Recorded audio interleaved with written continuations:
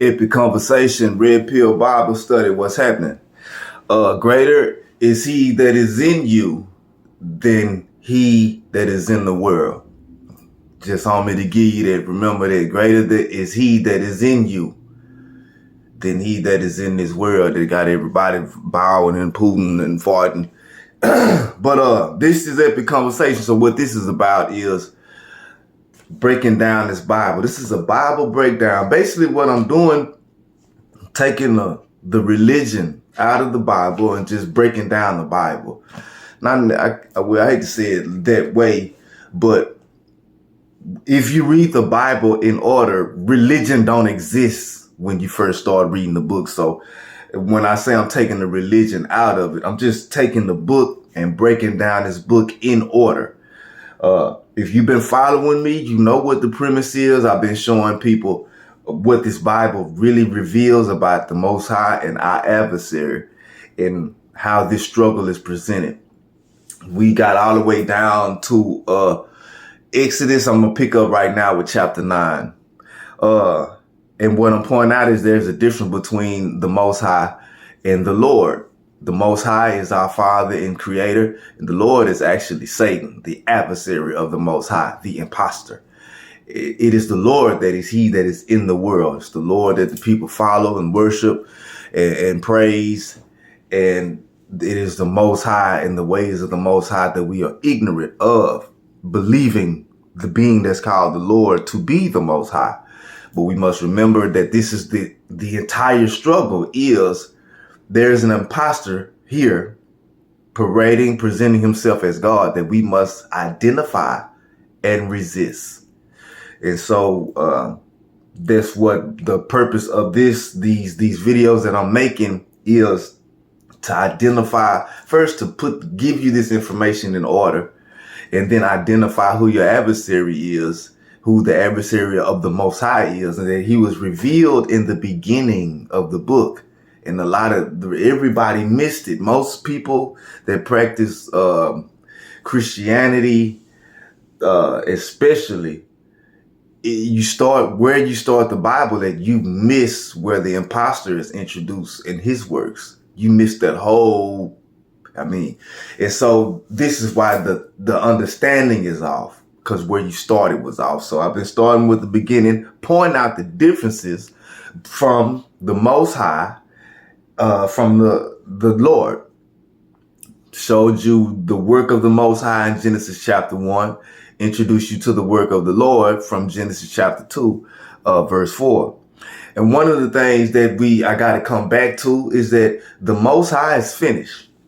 He said in Genesis, we're going to just get this book open and get it going. But the Most High, our Father, our God, after he was done with his work, the Bible said,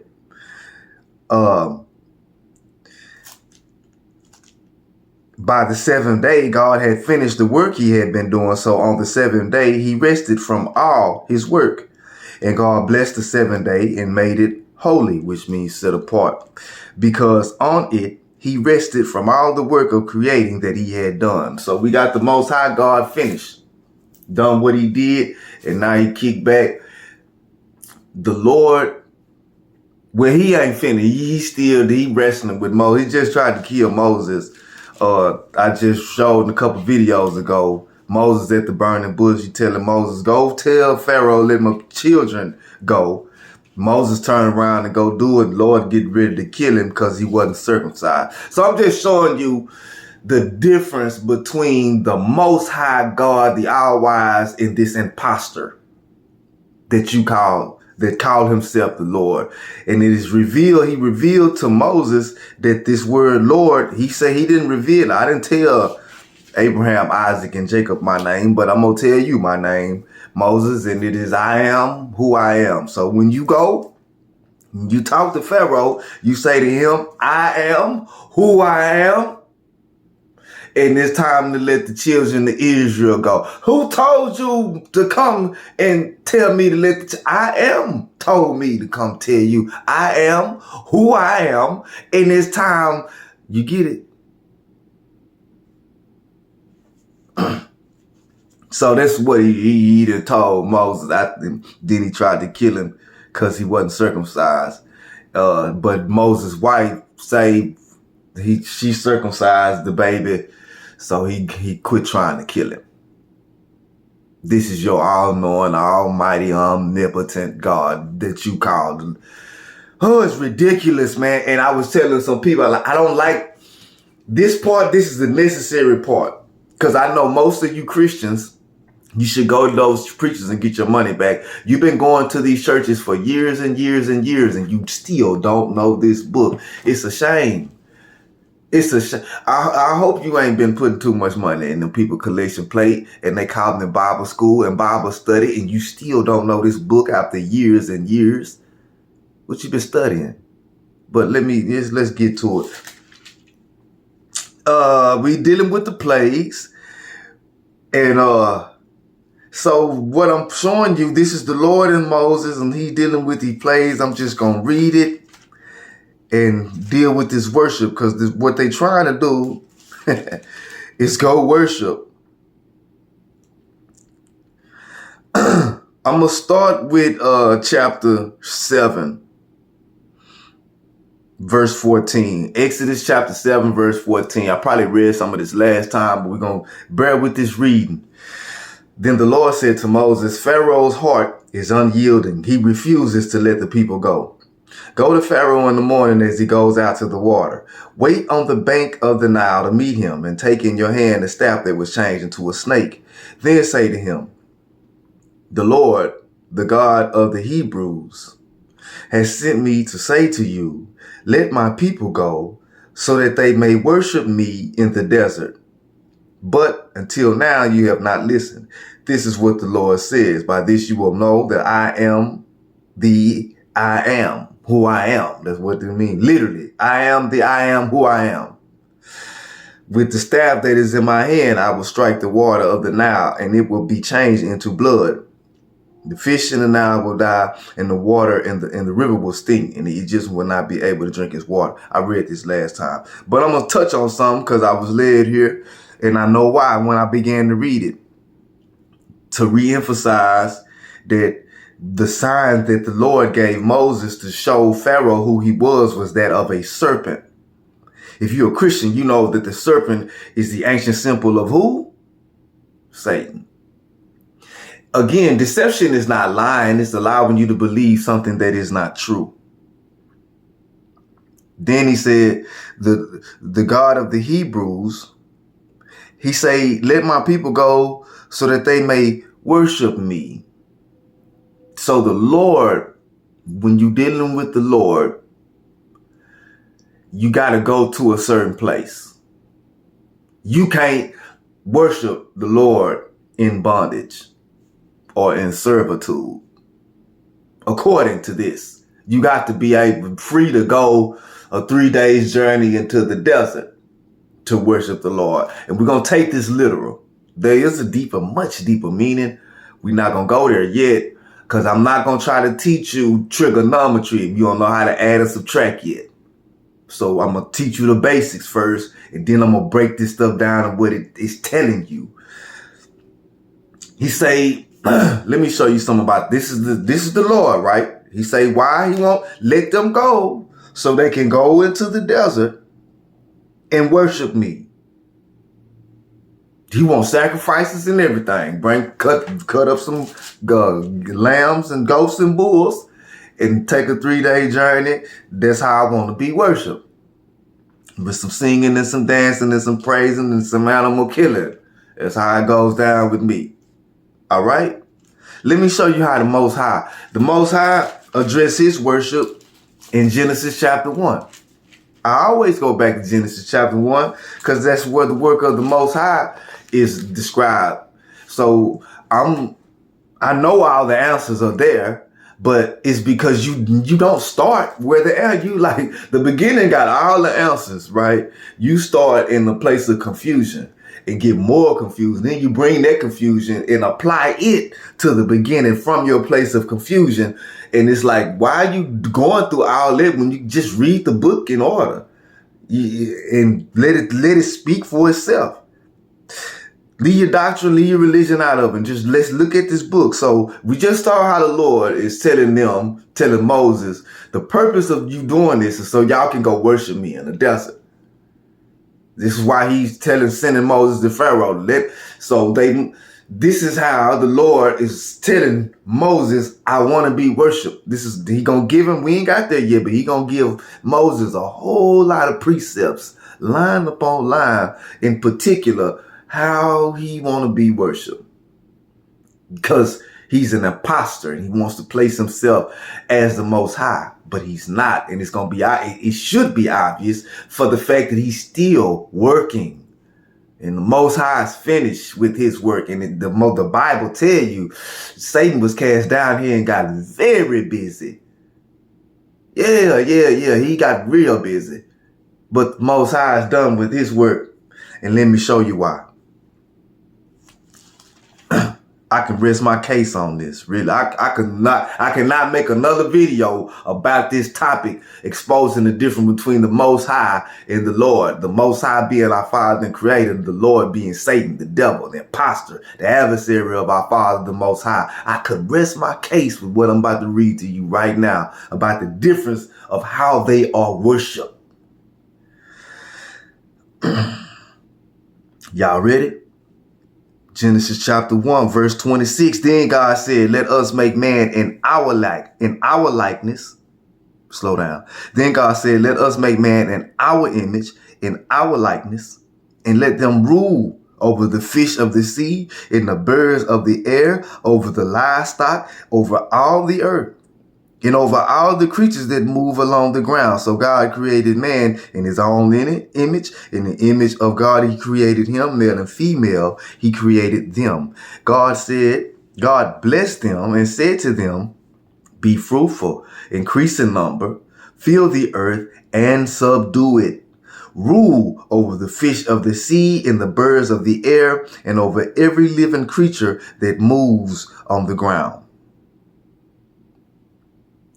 Let me show you how that's dealing with worship. Most of you, especially Christians, don't know what worship is. You think worship is going to church on Sunday, singing and praying.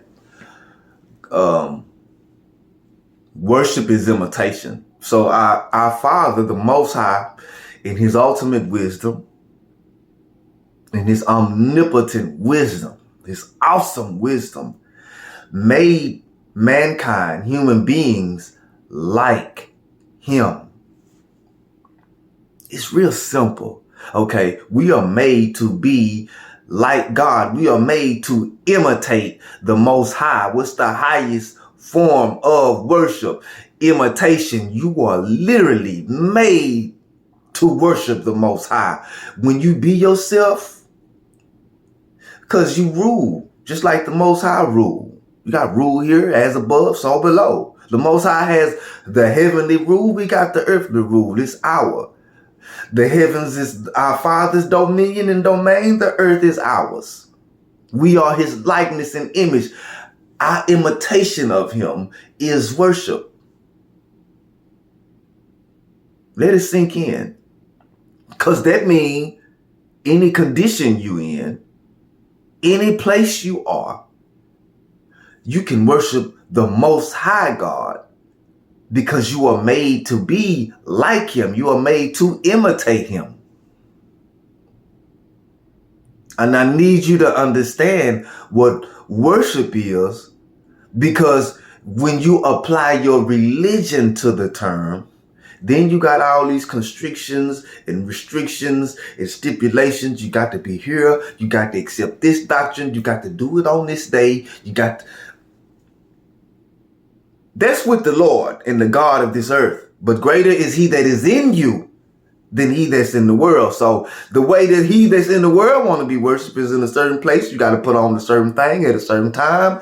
And it's only dealing with a certain doctrine. With the Most High God, our Father, in his omnipotent wisdom, he created you to worship him. You can't help but to worship. Even if you don't acknowledge God, you don't know God, you still worship him with every step you take, with every breath you take, with every thought you think. You are worshiping the Most High, because in your thoughts, that's how you are like him.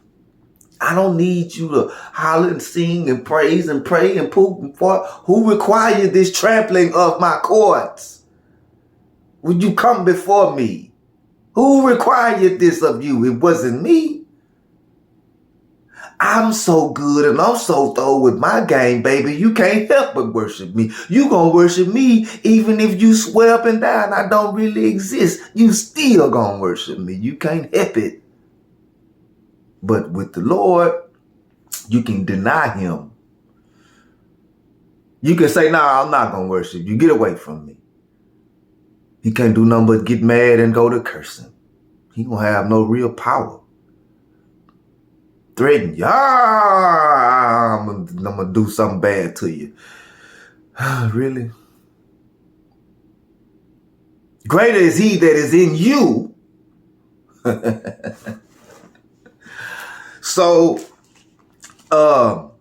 in the shedding of light, the first thing that the Most High did when he began to create our Father in his omnipotent love and wisdom, he said, let there be light. He shed light. Is his light, came from him, out of him. He shed. Let there be light. And it's like he bled light. Let there be light. And there was light. And there's life in that light. It's a being. And everything that's made is made in that light. Your blood is the life of you. The light is the life of the world. Symbolically, you can say that the light is the blood shed from God. It produced life. It gives you life. His light. The first thing, first creation, the firstborn of the Most High is light, y'all.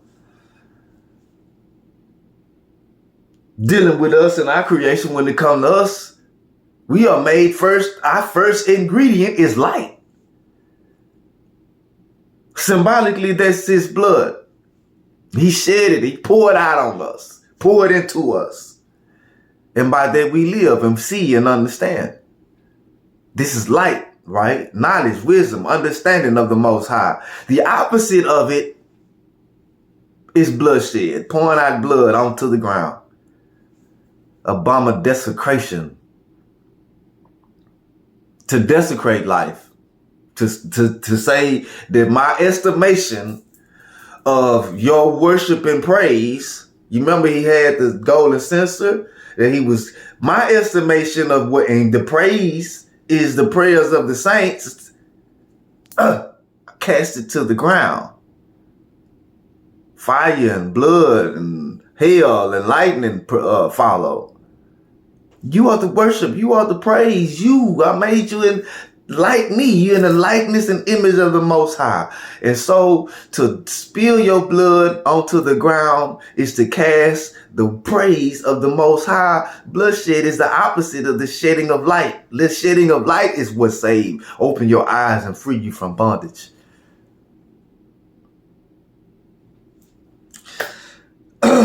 So we dealing with what this is why the Lord told Moses, turn the Nile, turn that water into blood and pour it on the ground. It's a symbolic of death. I'm casting, and this is my estimation of your life. Cast it to the ground. The serpent, ancient symbol of Satan, the adversary of the Most High. But I just wanted to show you that with that I could rest my case. With that I could stop doing it. I don't even have to make another video. When you understand the Most High and the take the religion out of the work, just check the works out. Read what's going on. Take your doctrine out. Your doctrine don't apply to this. Matter of fact, you can't apply your doctrine to this because your doctrine didn't even exist when this stuff was written. It wasn't a such thing as a Christian. You just now seeing them being called Hebrews in the book of Exodus, but they still not a religion yet. They still aren't necessarily Jews yet. But it's coming. This is the setting up of it. This is the formation of the Jewish religion. But since I read that, I'm gonna start at chapter 9, y'all. But I went over these plagues, the plague of frogs, the plague of gnats, The plague of flies. One of the terms for Satan is Beelzebub, and it means Lord of the Flies. So what's going on here is that the Lord is giving Moses these signs to perform. You perform these signs. You perform these miracles. Where else you perform? On stage. You putting on the show.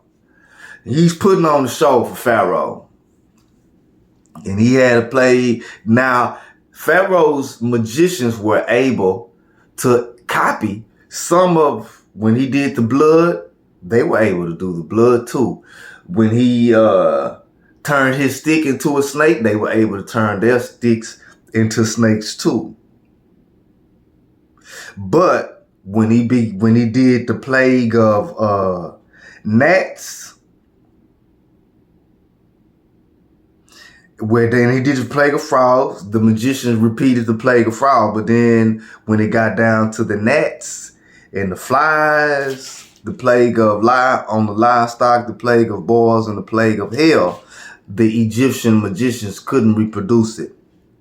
While I'm dealing with these plagues, let me also deal with something else. The justice.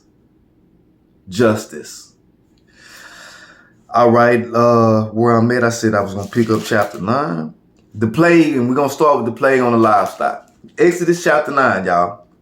Then the Lord said to Moses, go to Pharaoh and say to him, this is what the Lord, the God of the Hebrews, says. Let my people go so that they may worship me. Let my people go so they may worship me. There is a much deeper meaning to this story, but I'm going to stay on the surface for now. And while we on the surface, I'm going to point out, he said, let my people go so they can worship me. Whatever is going on with the people in Egypt, they cannot worship the Lord. Something is keeping them from being able to.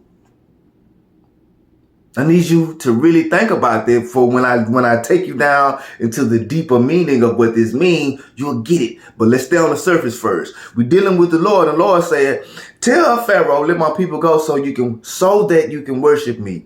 There is a limitation on him. And if he don't let y'all go, y'all can't worship me. I bear witness to the truth. I've been in prison, incarcerated 10 years. I did 3.5 years in solitary. Said I was able to worship the Most High from there. I was held prisoner. Egypt literally means prison, Mizraim. I was in Egypt. I was able to worship the Most High from there.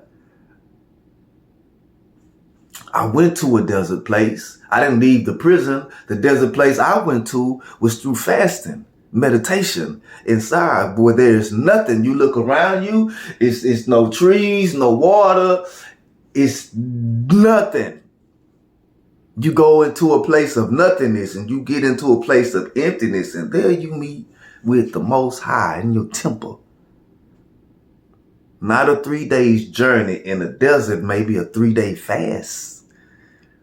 3 days of not talking to people and only dealing with your own thoughts and organizing and weighing your thoughts. That's your 3-day journey in here. Cut off all outside distractions. Cut your phone off. Cut the TV off. You can't do that in this world. It's too many distractions. I'm easing you down through there. You can't do it. It's too many distractions for you to be able to really go into your temple and commune with the Most High. So we get caught. The rituals must do. We go through the motions, and that's what we consider to be worship. Not understanding you may have never worshiped the Most High ever in your life. No matter how many times you've been to church, how many rituals you perform, you may have never, ever, ever worshiped the Most High God. He's saying that they can't worship. As long as they held captive in Egypt, they can't do it. But to expose, because it's a two-edged sword, it cut between the flesh in the spirit to also expose to you the difference between the Most High and the Lord, he that is in the world, because they meeting with him. He's down here, the Lord is down here working with him. They meeting with him. Greater is he that is in you than he that is in the world. Lord, the one he called himself the Lord.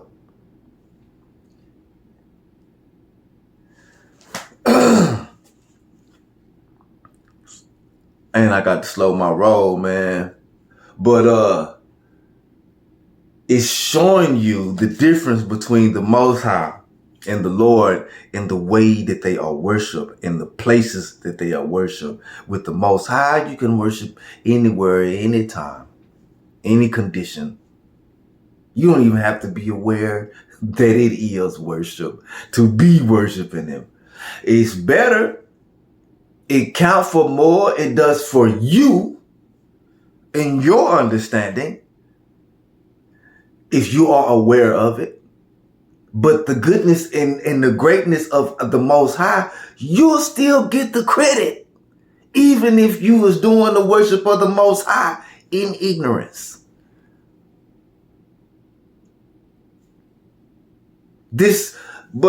And I'm glad I got on there because this segue into justice. Let's look at this thing called justice, y'all. And we're dealing with the plagues. Then the Lord said to Moses, go to Pharaoh and say to him, this is what the Lord, the God of the Hebrews, says. Let my people go so that they may worship me. If you refuse to let them go and continue to hold them back, the hand of the Lord will bring a terrible plague on your livestock in the field, on your horses and donkeys and camels, and on your cattle and sheep and goats.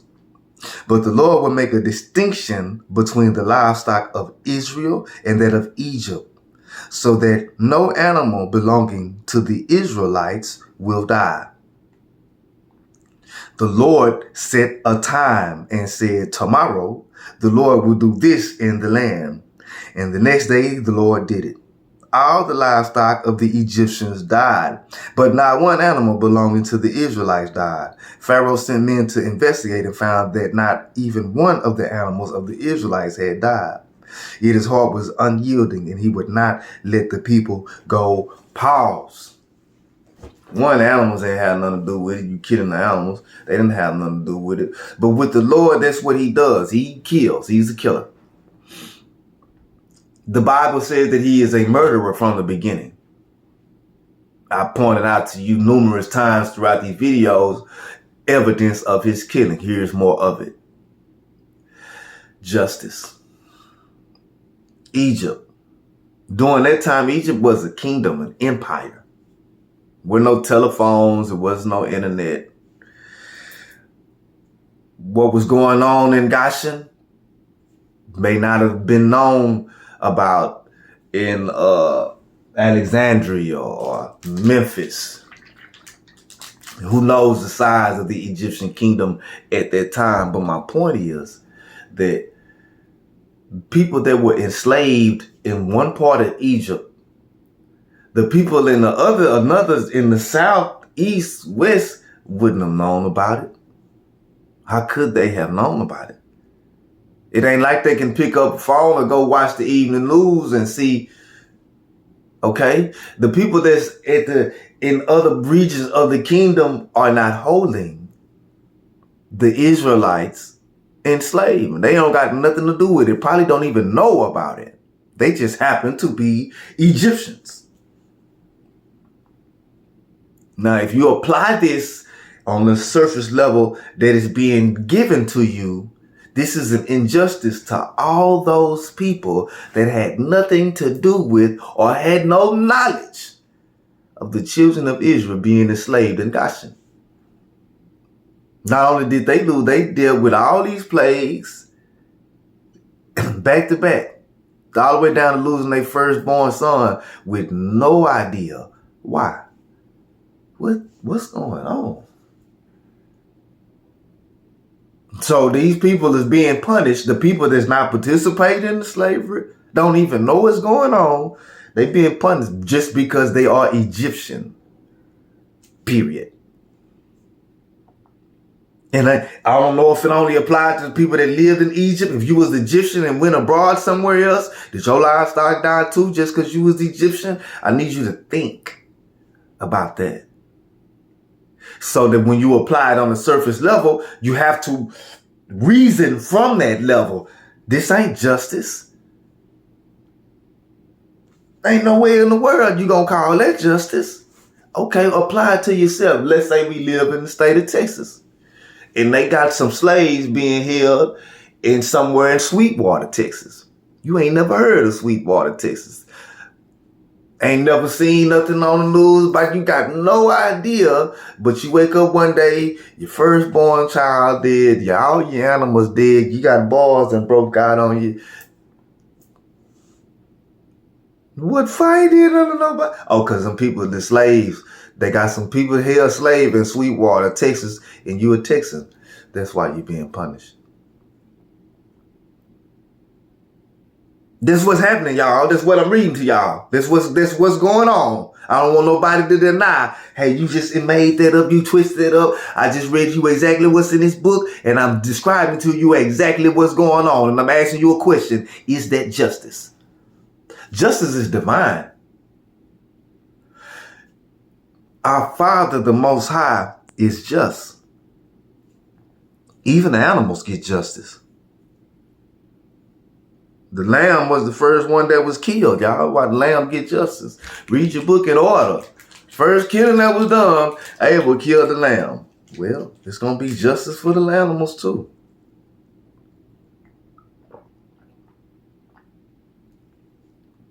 If we give justice to animals, how much more do the Most High?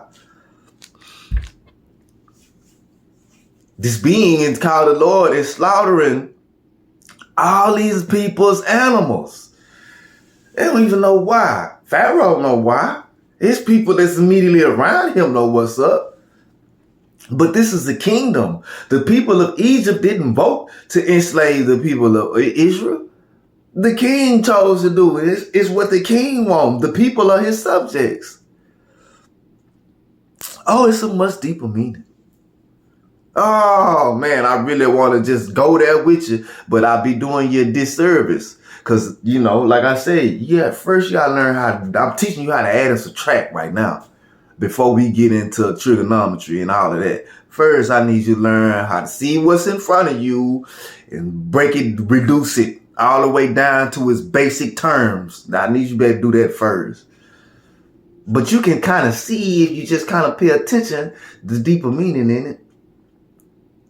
Because if not, baby, hey, you got to deal with the fact that the Lord is not just at all and very racist. They accept it. So when you see those that emulate him and copy him, imitate him, they are like the God. They are worshiping their God. When you see them being racist and lying and unjust, they are worshiping their God. They know what they know what they doing. You got this information backwards, so you thinking this is the work, what you see the Lord doing. You attribute this to the Most High, and it's a lie on God. You say you lied on God.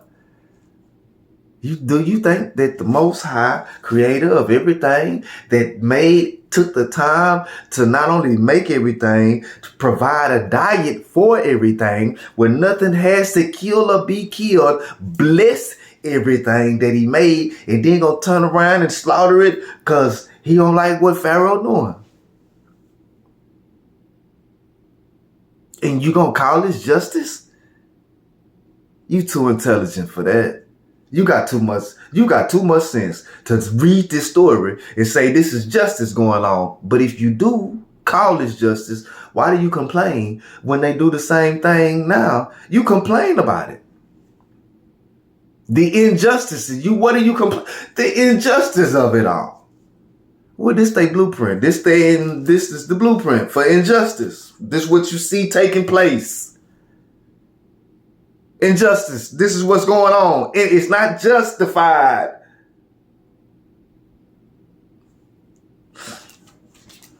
I think that's plain.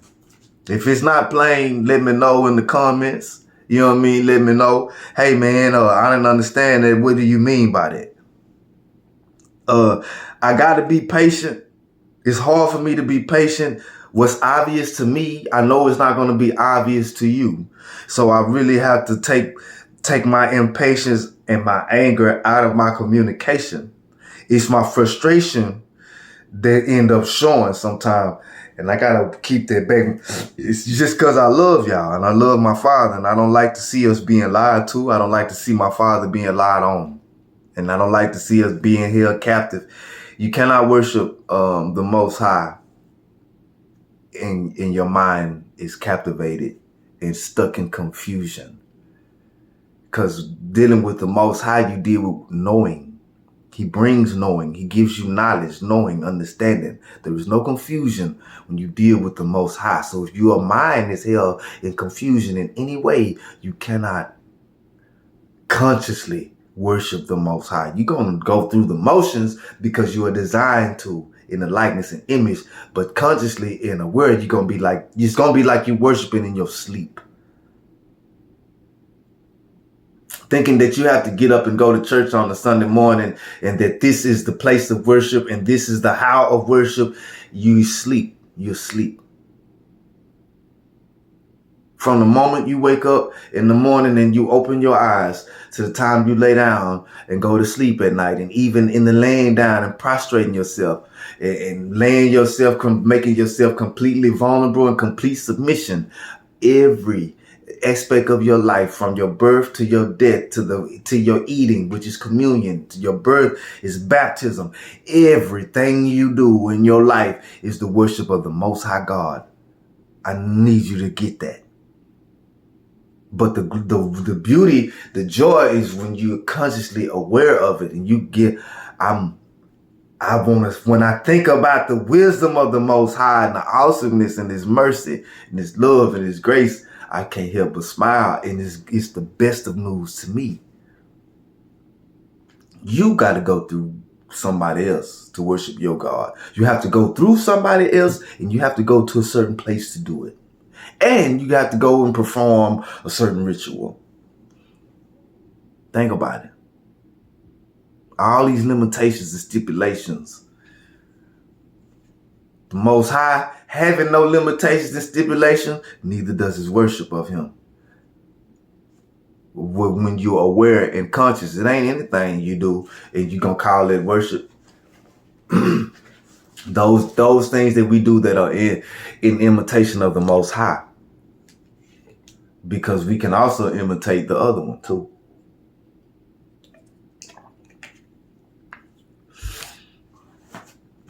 Exodus, all these people livestock died. There was a distinction. I ain't gonna mess with y'all's. I'm gonna just kill theirs. Pharaoh wouldn't let him go. Then the Lord said to Moses and Aaron, take a handful of soot from a furnace and have Moses toss it into the air in the presence of Pharaoh.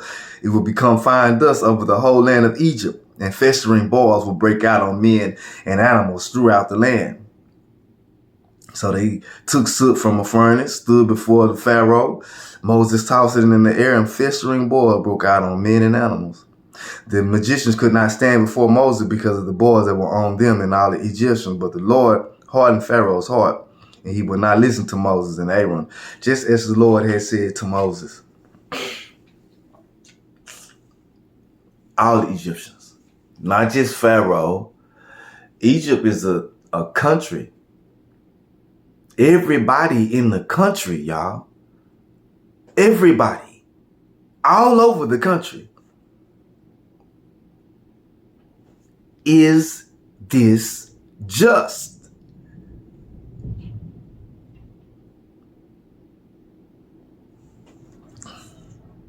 Got a plague of hell. Then the Lord said to Moses, stretch out your hand toward the sky so that hail will fall.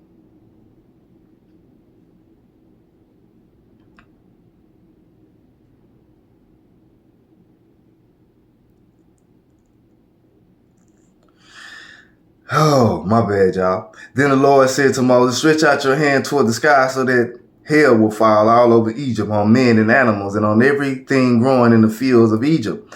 When Moses stretched out his staff toward the sky, the Lord sent thunder and hail and lightning flashed down to the ground. I'm going to put my bow in the sky. He riding on the cloud. It was the worst storm in all the land of Egypt since it had become a nation. Throughout Egypt, hail struck everything in the field, both men and animals. It beat down everything growing in the fields and stripped every tree. The only place it did not hail was the land of Goshen, where the Israelites were.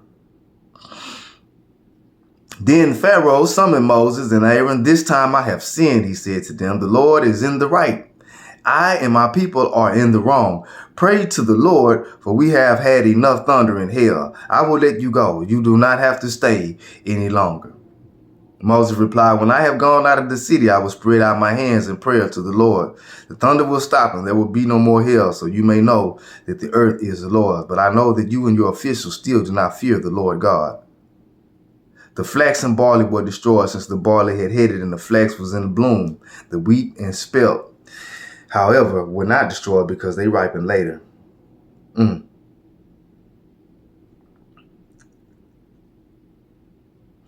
When Pharaoh saw the rain and stopped, he hardened his heart and he still wouldn't let the people go. It was something else I was saying. Get up early in the morning and say to him, this is chapter 9, Exodus. This is what the Lord, the God of the Hebrews said. Let my people go so that they may worship me. Or this time I will send the full force of my plagues against you and against your officials and your people, so you may know that there is no one like me in all the earth.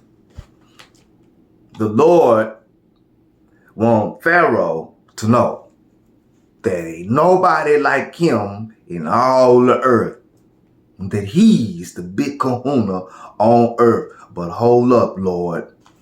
You see, my Father, the Most High, he made me the Lord of the earth. He gave me authority, dominion, and rule here, and told me to rule over everything that moves in this world. And my Most High, my Father, he's the King and Lord of heaven, and he gave me this realm. So who are you? Think you calling shots with this injustice and this killing that you got going on? Who are you? And I'm my Father, the Most High. He said he was finished. You got a whole lot going on down here.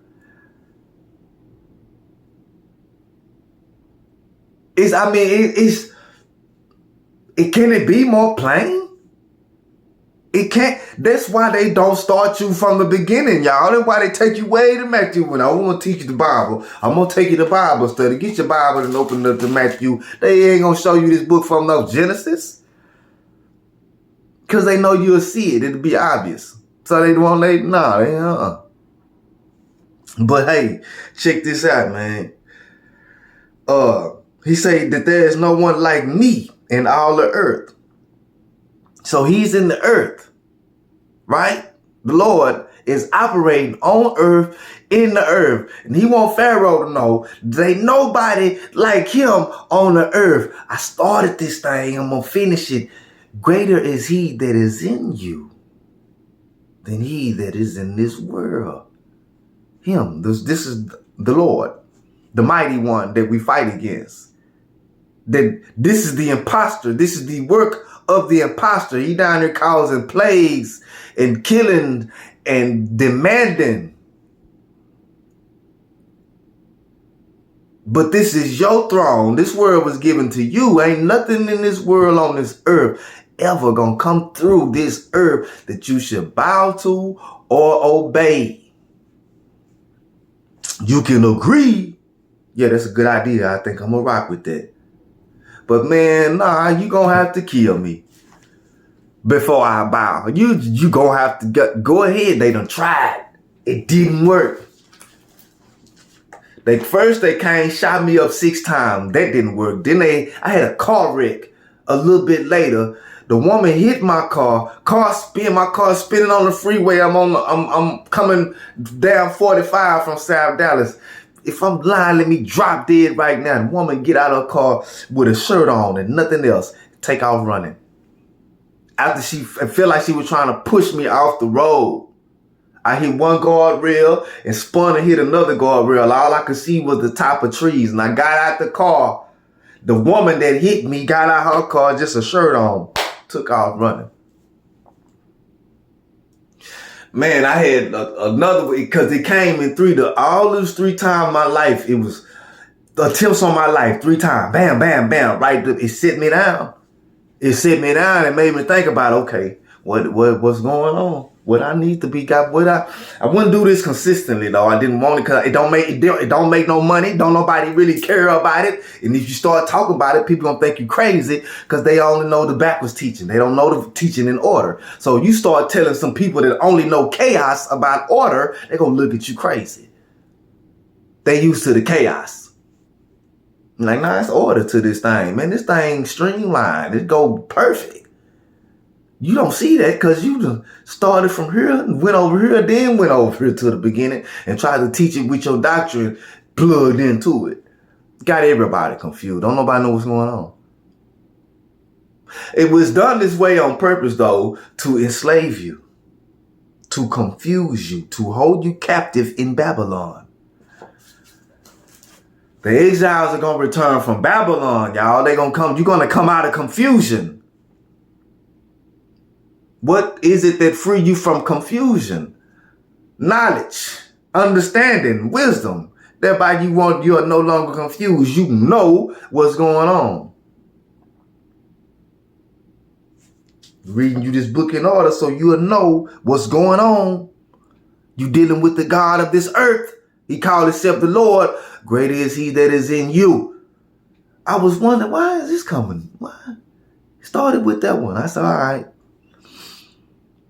And it's inspiration. It's not a person coming. It's just inspiration. It's my voice I hear. It's nobody else's voices, but it's my voice I hear. It's me. But I know the knowledge and wisdom and understanding ain't mine because I didn't have it. Yet it's coming out of me. So he say, great is he that is in you, because he that is in you is the light.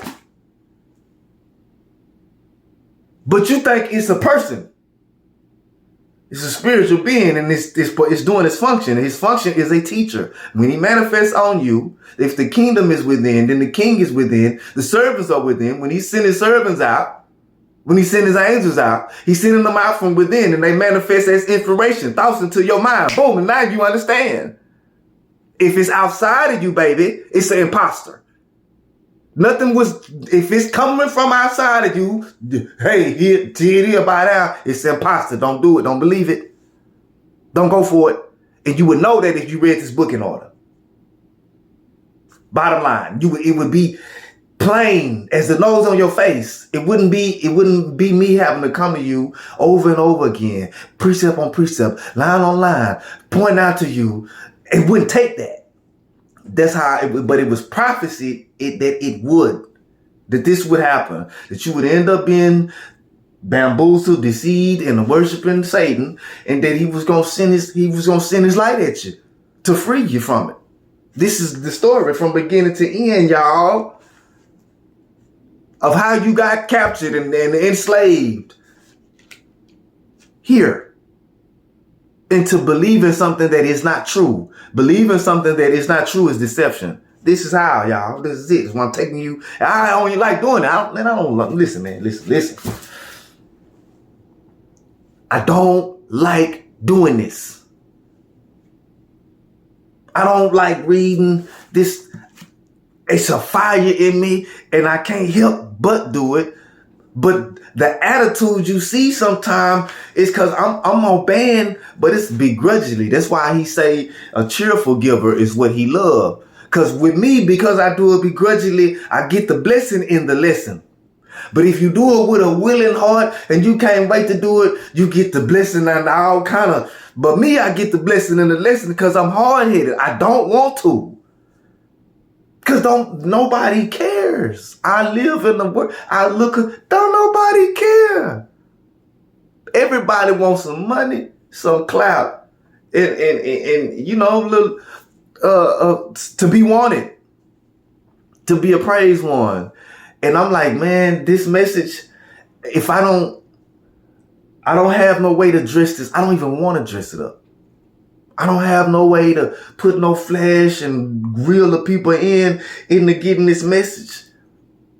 I know about narcissism and all the esoteric teachings, but I'm trying to reach a specific.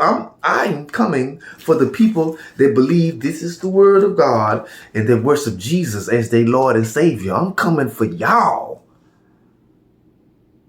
My people, especially the ones that's been taken and held captive in confusion. I'm coming for y'all, man. I ain't worried about nothing else. Y'all is who I'm talking to. And I know that y'all not going to listen to me. I mean, some just told me to tell y'all, it's a nice and kind. Kind is a spiritual attribute. Nice is a front. A kind person will give you the shirt out their back and talk shit to you about it the whole time. They gonna fire up and be rough and gruff, but they won't deny you. A nice person would nicely tell you no. Do you get it? That's how you've been so easily deceived, because they get in front of you with a suit and a tie, and they looking right with the suit and the tie, and they got the glasses, and they lying, and they blind, and they don't know what they talking about, but they look good and they was nice about it, so you follow.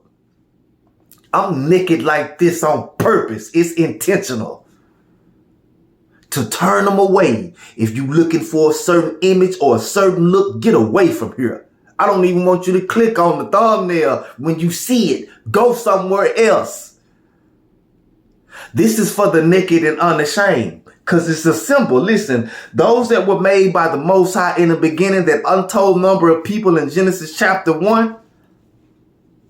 Yeah, them. They was naked and unashamed. Come as you are. Forget this. Cut your phone, close your eyes and just listen to the words. Quit getting caught up in the rituals and the symbols. Pay attention to the message. That's what's most important. Not the who, but the what. What's being said. I don't want to get too far off track. Well, I done got too far off track, so I ain't going to keep going with the reading. I am going to read a little bit. This is on the livestock. We got the plague of locusts coming, and then we got the plague on the firstborn. So next time I come back, we're going to come back with the plague of locusts, and we're going to come back with the plague on the firstborn. Because the Lord, who is Satan, the adversary, the imposter, he about to kill every firstborn in Egypt, animal and human. If you are the firstborn and you lived in Egypt, it was finna go down for you. You might not even know why. You might not even participated in it. The Lord don't deal with justice. Justice is divine. The Lord is operating on earth. Our Father, the Most High, operates in heaven. The earthly realm is ours. So if you worshiping the Lord, you worshiping backwards. You are made to be master here. Ain't no master. You got a Lord and master other than yourself. In this world, you worshiping backwards. You doing what's called evil. You need to stop. Come out of confusion. You know why? You might be listening to this and be confused. And it's because you've been in confusion for so long. And this is light. And the confusion is the dark. It's just hurting your eyes. Because you've been in the dark for so long, and once you get that real light, it hurt. Your eyes have to adjust to this light. But that's okay. You're going to get it. Because I'm going to keep coming. I ain't going to stop. Even when I don't want to. But, it's stories in this book about, what was his name? Jonah. Jonah didn't want to either. Jonah got swallowed. And then he did it. I'm the same way. I ain't want to either, man. These people had to come. Hey, y'all, it took all of this for me to come do this, man. I still don't want to do it. You hear me? Because I don't think y'all listen. I don't think y'all really even, you know what I'm saying? I don't think it really mattered to you, but it mattered to me. I look around and I see what's going on with my people, and everybody talking about the money and the economics, and we talking about politics, and we talking about race, but nobody's addressing the root of the problem. So let's address the root of the problem. Let's come out of this. And it's a Herculean task. Do you know what you up against? They ain't worried about it. I know the truth. And I know the truth. If he said you're going to know the truth, it's going to set you free. And I bear witness to the fact. I tell the truth. I go and I'm going to tell you the truth. The truth is going to set me free. I ain't lying about nothing. What for? Who should I fear that I should lie? I'm going to tell you the truth. Oh, I'm going to leave this for my people. Value your work. Listen, we living in a world when the God of this earth then constructed that the work of the Most High will not be valued. You got to have it in you and know it in you that the work you're doing is the most valuable. Ain't nothing more important in this world than the work we do for the Most High. Don't never forget it, because we not going to get recognition. We not going to get clout. We not going to get fame. We not going to get money from it. But we're going to see a world changing. We're going to see eyes opening. We're going to be able to love one another freely, openly, without religion and doctrines being in the way. It's coming. And it's worth more than its weight in gold. So when they try to belittle you, when they try to tell you you ain't useful and what you're doing don't hold no weight, and keep doing it. This is the work of the Most High. He say, take no thought, take no thought, take no thought of your body. Don't worry about no money. Don't worry about no clothes. Don't worry about nobody else's opinion. Take no thought. Do the work of the Most High. Subdue this earth. Mean overcome it. That mean conquer. That mean you got to struggle against something. Who you struggling with is the imposter. Subdue him. Expose him. I see you. I see you. I better not bow to you. These illusions that the people is caught up in. That stuff don't hold no value. None of it. Bear the fruit of the Spirit. Be fruitful and multiply. Patience, wisdom, mercy, love, grace, wisdom, understanding, and all you're getting, get you some understanding. Yeah. So I'm gonna stop there. You know, this was a real quick hour. It seemed like this hour went by fast today. But yeah, we're gonna pick up Exodus chapter 9. Exodus is gonna be slow. It's a lot in Exodus, and I'm so tempted to break it down and show you the other meaning, but let me at least get through up to where they get to the mountain and they get the commandments. And then once they get the commandments, it'll be a clearer contrast when I re-show you the beginning and the commandments of the Most High and how they got there. And we're going to compare them, because one of the attributes of the Most High is changelessness. And so far we got the Lord with one set of rules for Adam and Eve, another set of guidelines for Abraham, and we're going to see another set of guidelines for Moses. Disqualify him from being the Most High. You can't be the Most High. Most High never change. The reason the Most High never changed, because he's perfect. Perfection has no need of change. Perfection, he's perfect. Or you can describe perfect as not always changing, but he always is what you're changing into. I don't know if I made that any clearer, but whatever you evolve to, whatever you grow to, the Most High is already that. So there's no need to change to accommodate, because the best of the best of the best of the best of the best is what so you know what I'm saying? Yeah. But I'm going to keep doing this, y'all. I'm going to keep pointing out the difference between the Most High and the imposter. They call themselves the Lord, your master. And I'm going to show you, try to bring you out of confusion of worshiping your master, being enslaved in confusion, and bring you into the knowledge, gnosis, logos, understanding of the Most High, your Father, and let the truth set you free. Then you go read this book and you can see it for what it is, and you go free somebody else from it. Be careful. Don't expect praise for this work, because you realize that I need y'all to understand the implications of what I'm saying. That means most of the world, the first world countries, the civilized, most powerful nations in this world worship Satan.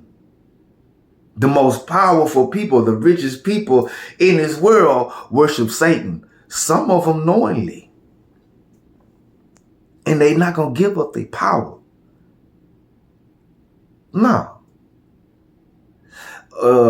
And if too many people or the wrong somebody go to screaming this thing too loud and they get too much attention. But he say, don't worry. Don't have no fear what they gonna do to you and what they gonna try to do you. Listen, if I shut up, he say, and if it didn't nobody else speak, he said the ground, the rock would tell the story. It's going to be the truth. It's going to be put out here no matter what. No matter how they try to hide it, put it up, obscure it. It's going to be made. It's going to be made plain for everybody. That's why you got so many people. You say, I'm going to pour out my spirit on the young and the old. And you look around, you see everybody prophesying, telling the truth about the Most High. I know it's hard to accept that you've been deceived. It was hard for me too. Remember, in this, I ain't gonna stay long.